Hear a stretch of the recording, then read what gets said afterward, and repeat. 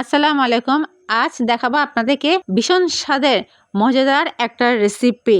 ডাল তো আমরা খেয়ে থাকি, ডাল দিয়ে যে একটা ভীষণ ভীষণ স্বাদের রেসিপি বানানো যায় তা কি আপনারা জানেন? তো চলুন কথা না বাড়িয়ে বানিয়ে ফেলি সেই ভীষণ স্বাদের মশারির ডালের ধোসা। আপনি আপনার পরিবারের সদস্যের সংখ্যা বুঝে ডালের পরিমাণটা নিবেন। এখানে আমি প্রায় আধা কোটার মতো মসুরের ডাল নিয়েছি। এটা আমি ভালোভাবে ওয়াশ করে নিলাম। এবার ডালের পানিটা ঝরিয়ে আমি ব্লেন্ডারে জগে নিয়ে নিলাম। এরপর হলুদের গুঁড়ি, মরিচের গুঁড়ো, ধনিয়ার গুঁড়ো, স্বাদ মতো লবণ, কয়েকটা রসুনের কোয়া আর পেঁয়াজের টুকরো দিয়ে দিলাম। এবার এগুলো পুরোটাই ব্লেন্ড করে ফেললাম। এদিকে আধা কাপের কম সরিষার তেল নিয়ে নিলাম, দিয়ে দিলাম ব্লেন্ড করা ডালটা। এরপর দুটো ডিম ভালো করে ফেটিয়ে একসাথে মিশিয়ে নিয়ে নিলাম। এদিকে চুলায় ফ্রাই প্যানের মধ্যে সরিষার তেল গরম করে নিলাম।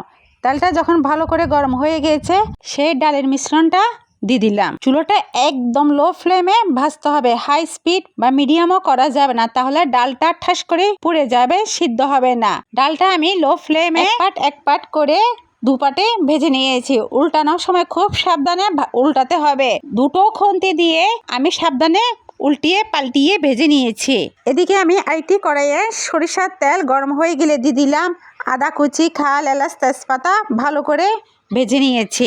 ওটার থেকে স্ট্রং একটা স্মেল বের হবে। এরপরে এখানে আমি ধনিয়ার গুঁড়ো দিয়েছি, আর কোনো মশলা দিলাম না। এরপরে অল্প পানি দিয়ে কষানো হয়ে গেলে ভেজে রাখার ডালটা ছোট ছোট টুকরো করে দিয়ে দিলাম এখানে। আপনারা আপনাদের পছন্দের সাইজে কেটে নিতে পারেন।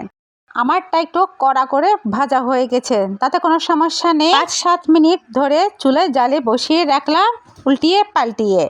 তারপরে আমি কাঁচামরিচের ফালি দিয়ে দিলাম এখানে। ধনেপাতাও ব্যবহার করা যাবে।